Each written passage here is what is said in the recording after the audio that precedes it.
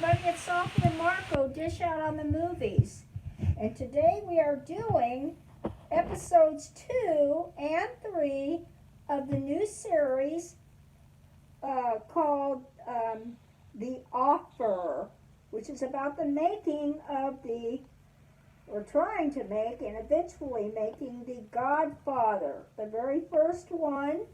And it is based on a book that is written by a producer who was instrumental, basically, at least the way it's presented in the movie, of getting the movie even finished and in the can.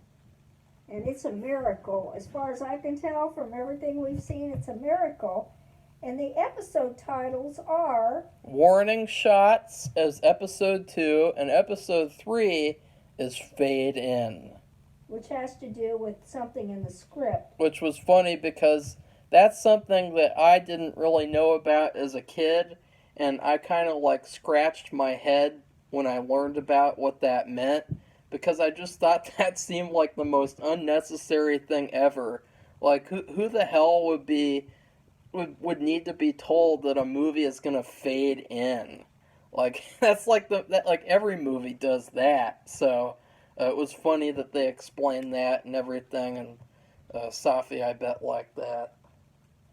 It's just it's a format. They have all kinds of things on script, that different terms, and that's just one of them. And actually, that refers to something that happened in the movie, which is where the mobster, is it Mickey, whatever? Let's just look up the name since you can't remember. I'm not good with names. Let's see. I usually like to write everything down. They've said his name a million times too. It just shows how terrible. Is it Joe Colombo? Well, who's the other one then? I thought there was a Mickey. No, that guy was only in episode 1. So you have Joe Colombo. He was one of the people who I thought kind of had a funny voice, and he was kind of like a cartoon. But honestly, that's something that I'd love to discuss about these 2 episodes, is that in episode 1, one of the biggest flaws for me were those cartoony performances. And I think in episodes 2 and 3, there wasn't really any over-the-top acting at all. And so I really liked how all the performances pulled back. And in my opinion, I really think episodes 1 through 3, they get better and better. The first one was okay. The second one was pretty good, and the third one was really good. I give the second one a B+, and I give the third one an A-. Yeah, I would agree with Marco. So you don't even need to ask me, because I would agree with them. Really? I just think that they're finding their way. Yeah. And because this is different, and it's so mind-boggling and unbelievable, because we didn't know about all this stuff. Maybe the people who worked there in Hollywood, lived there, who were really around the business a lot, but the rest of us, the normal people, quote unquote, we didn't know any of this stuff was happening. It was really funny because they talked about a lot of little nods and winks that you could discuss yourself, a lot of little discussion points about the movie. And one of them was, I can't remember who it was, but he was telling them to cut out the whole part where Michael is in Sicily. And I just thought that was the stupidest thing I've ever heard, because I think that's my favorite part of the movie is when he's in Sicily hiding. And so to cut that out is just this is part of. That would have been significant. Yeah. If they would have cut that out. This is one of the problems, or I guess not really problems with the show, but just in general the fact that we're learning about all these really cringeworthy decisions that these idiots would have made if not for the smart people like the producer and Francis Ford Coppola and all these people. So I'm glad Francis Ford Coppola stuck to his guns yeah, for writing. Yeah. And so I wanted to read this funny review.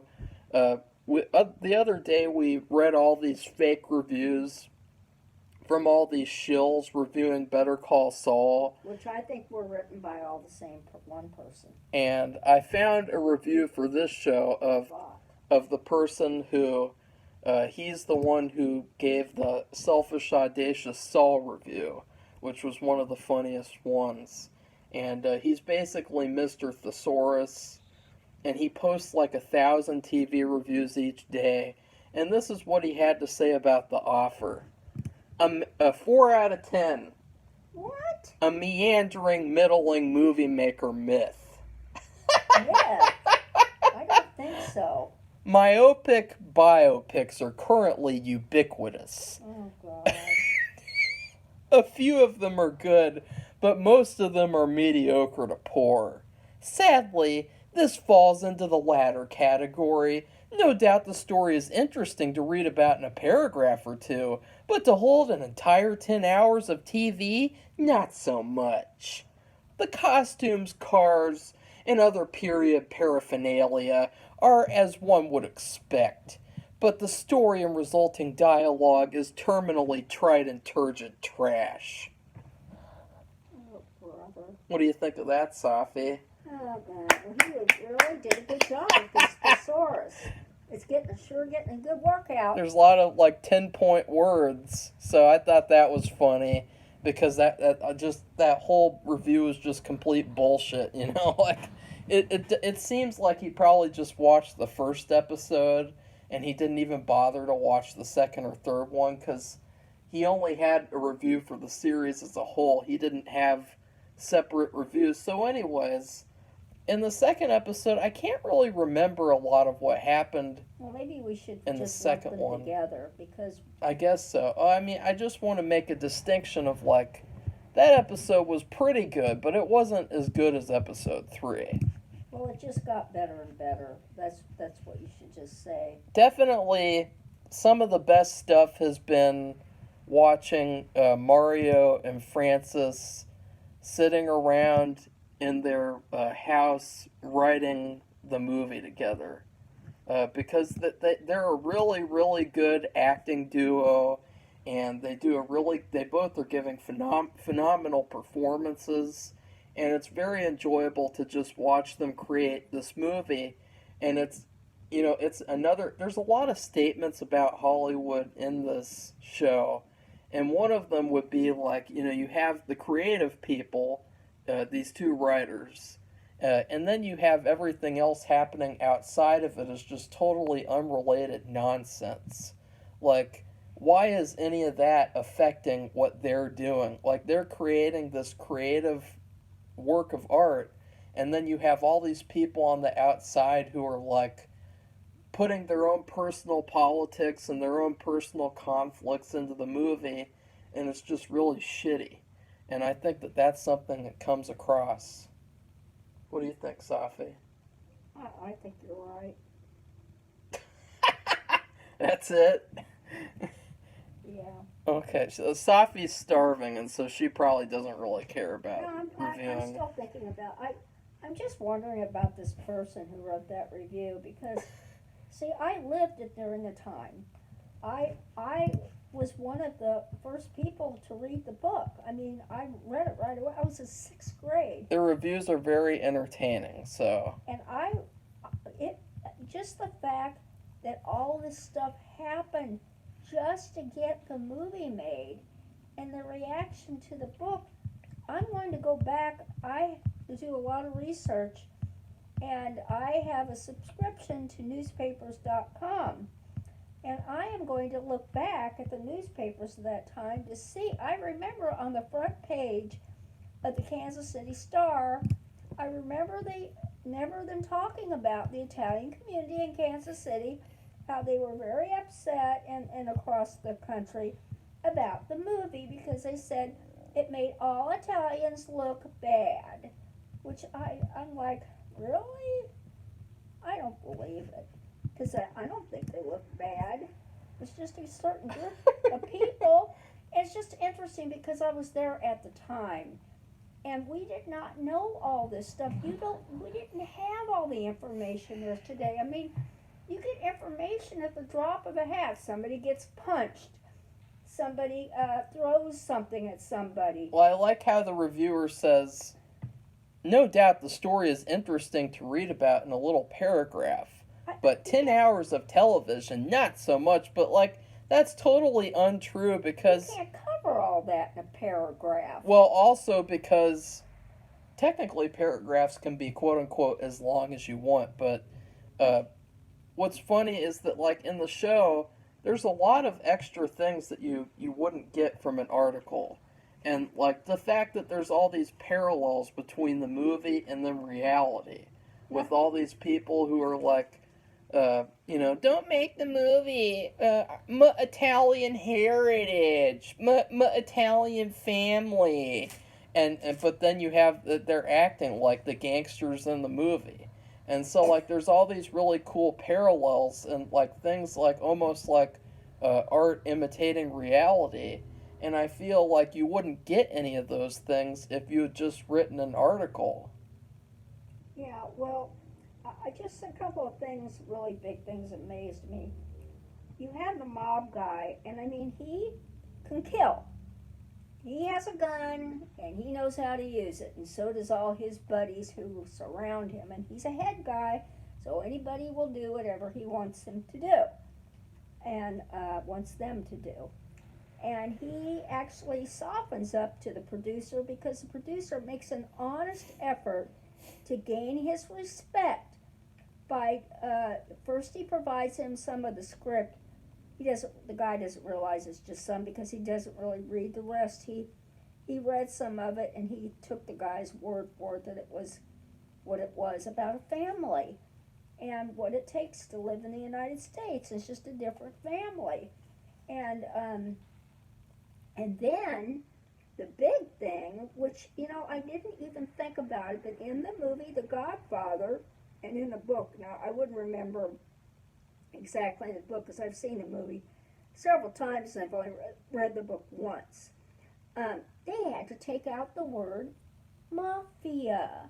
Which is hilarious because he reads the line of dialogue, or no, Francis recites it from memory, and he says like all these other Italian naughty words that, like, you wouldn't want to call an Italian person in the 50s, 70s.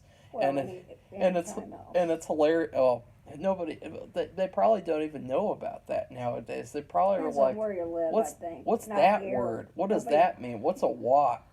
What does that mean? Nobody would know that here. I don't even know what that means. Like, it's just calling so weird. Someone an NI, you know what? Well, That's what it is. I don't really care regardless because it's free speech. So, but it's just hilarious that gangster is perfectly okay with that guy getting called all those other Italian dirty words. But then if he calls him a mafia person, that's the ultimate evil. And it's like, that's just hilarious. Like, it would be the equivalent of like, oh, so you can call someone an M-word, but then you can't also call them like a gangster or something. Like, it's just hilariously hypocritical. Well, no, it's mafia. But you know what the thing is? There was only one time in that whole script the word mafia was used. Even before they said it. Even before the producer told him. And so he said, okay, I'll take it out. Because it was just only one used, little it was time. just used once. Yeah. And see, they were having a fit over nothing. They didn't really, and it's like things that happen today. People have a fit and jump all over whatever's going on, and they don't really know what they're talking about. They've never read the book. They've never seen the movie or whatever the case is. Oh, yeah, we just saw a post on Twitter that said that Harry Potter is a gateway drug to Satanism. God help me. We've seen that for years. Ever since it came out, these people, they don't like magic. They think magic Oh, is no. bad. Magic is bad, but all the magic and you know what is perfectly fine. Like Scarlet Witch in the Avengers movies, she's called a witch, but she's perfectly okay because she's a part of my Disney Marvel movies that are so near and dear to me. And so another funny complaint is that, like, the guy says, the costumes, cars, and other period paraphernalia are as one would expect. And it's like, well, Safi, stop doing that. People can hear that in the video. And so it's just a stupid complaint because it's like, yeah, it's like, that's impressive. Like, those things cost a lot of money to rent older cars like that, to get all this old quote-unquote period paraphernalia, and so to just act like it's nothing special, but at least they have the bare minimum. Like, the bare minimum, that's good, because there's a lot of period movies nowadays, and they don't even do the bare minimum. Like, we just saw The King's Daughter. That movie was supposed to be like the 1400s France, and they didn't make any attempt to make it look like that at all. And so, like, the fact that this person is so, what would you call it? He's such a pig that he's like not even impressed that they have all the quote unquote period paraphernalia. But I would say that in the second episode there was a lot of focus on his wife, the producer's wife, and she's fine. I mean, do you like her, Safi?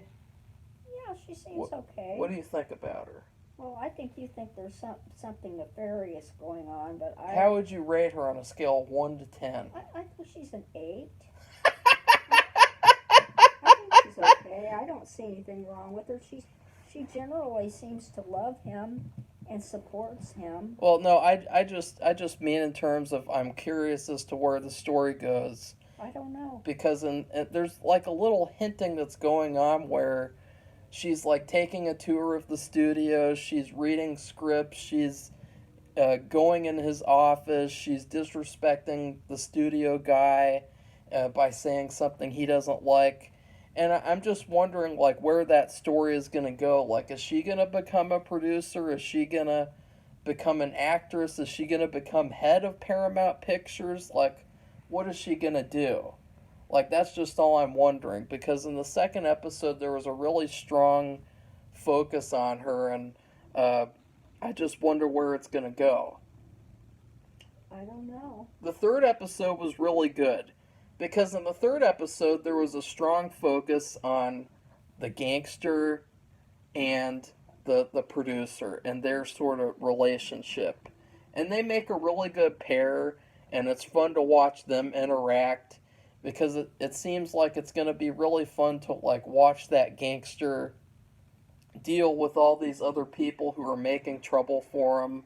Like, are we going to get another Frank Sinatra confrontation? Well, he's still on their case. Yeah. He's still mad about what they're doing, and it just shocks me. With the whole rat thing. Because I don't understand. He was so popular. I never heard a negative word against him. But I do know that when that movie came out, because my parents didn't read the book, but they did see the movie, they thought the character was Frank Sinatra. And I don't know why they thought that. I think they, based on what they've been around, what they read, I don't know, but they thought it was too. So I would think, because they weren't even that big movie aficionados, if they thought that was like that, a lot of people must have. But why did he care? He's so popular. Everybody loves him. His stuff is. If people are still buying his records, why did he care?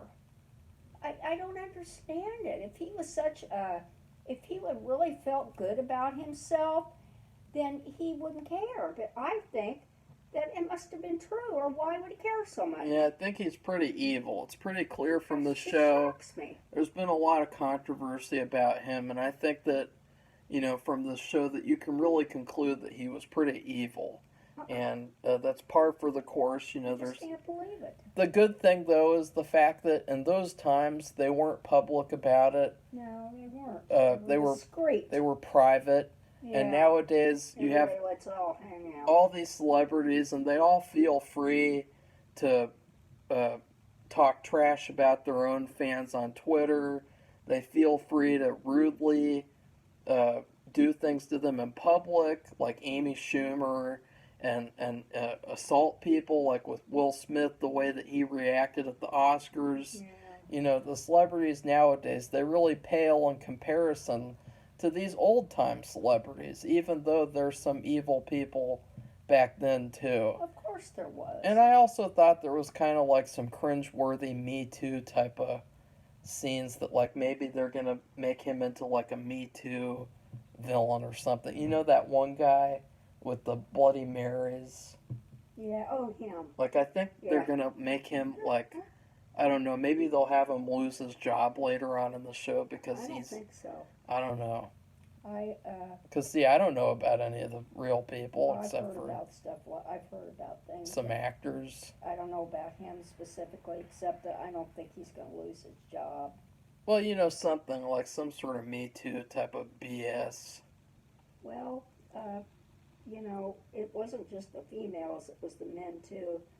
They were like slaves. They were owned by the studio. Well, it shows that it was a much better system than the one nowadays. So I don't know about that. I would say that it was a much better way of doing things than 2022. What happened was the gangster guy came into the offices and he's gonna talk. The producer's gonna talk to him, show him the script, and you know, and that's what the thing about the word mafia came out of. Yeah, because he came there and it was, I thought like maybe he was going to dissect every scene. He didn't want to read it all. It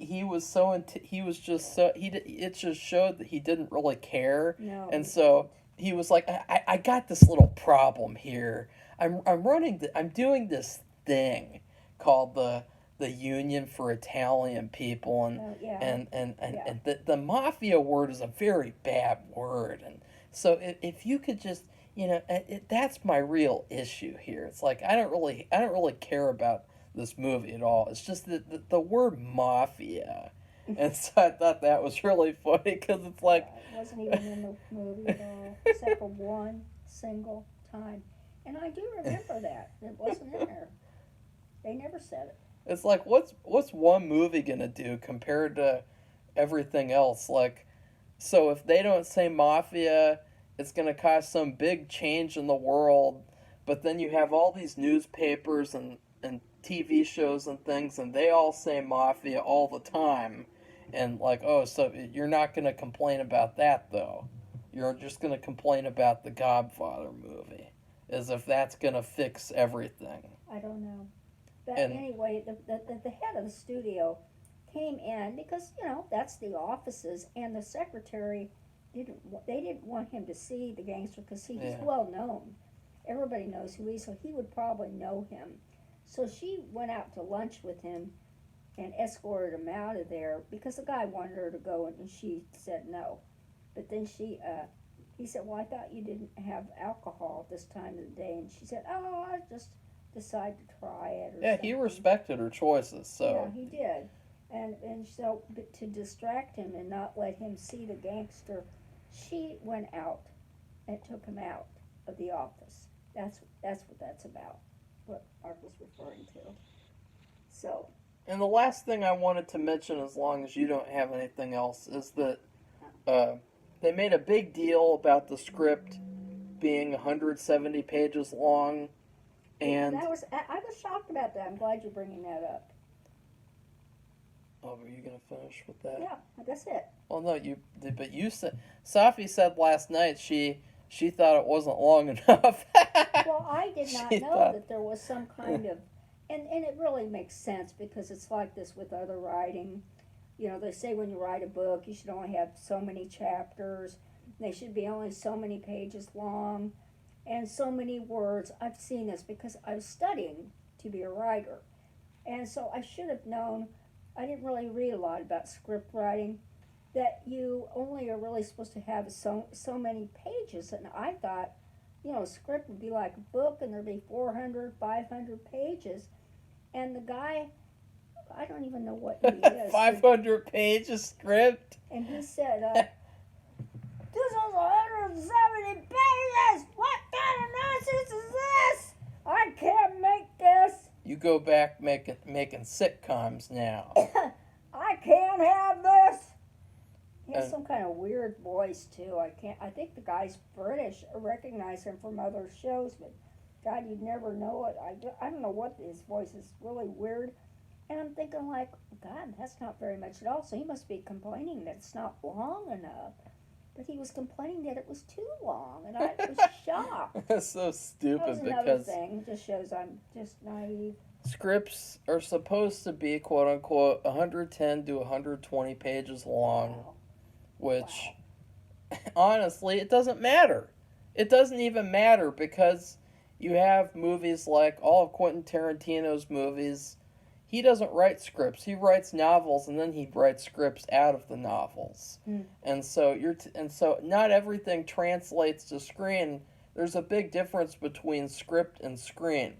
And another thing is, you have a movie like Eraserhead, where that script was 40 pages long, and it ended up being like a normal length movie, even though it was a short script.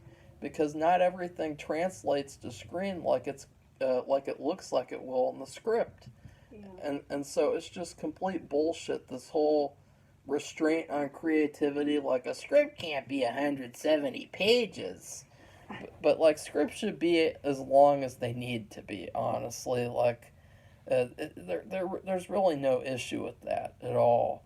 Like, and it's the first draft too. It was the rough draft. They had just finished it, and it's like, well, what about the second draft and the third draft? Like, Yeah. so Really. That's kind of it's dumb. just really weird with that. So, anyway, Safi, do you have anything else to say about The Offer? No, but I'm glad you brought that up about the script because that was another thing that just shocked me. But that's because I'm naive. I did not, when I was studying writing, I wasn't trying to write. I didn't care about writing scripts. It's a stupid rule. It's a stupid rule. Well, to me, when you do art, I don't think you should have limitations. Yeah. Because that actually could mess up the art. It could make it bad, and it could it may not be as great as it could be if you're putting constrictions on it. So. Anyway, Safi. Okay, well, if everybody liked this, or anybody liked this video, this audio cast, whatever you want to call it, please give it a thumbs up and subscribe, because we always love new subscribers, because we like to hear other opinions. We're not checking our thesaurus for the kinds of words we use. If we happen to use a big word or two, it's because we read a lot, or at least I do, or we just know some. So anyway, Goodbye, everybody.